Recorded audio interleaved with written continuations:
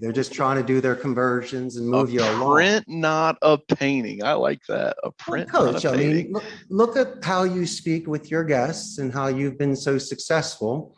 You're very authentic. And one of the compliments that I gave you earlier is not only was your topic something of interest to me, but your podcast and your work is something I can sit through. And Yeah. not only that, but it encouraged me enough to reach out to you. So Yeah. the people that come work here are bilingual, Coach. They bear the mark of higher education. They've learned a second language. So my friend, it really shows that they have structure, discipline, and a certain cognitive skills that are 10 times more difficult than what I'm about to share with them or onboard or train them.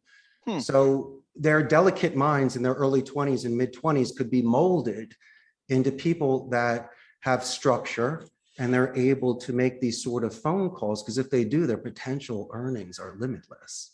Interesting. No, that's, and I'd say the other reason you fell in love with Costa Rica is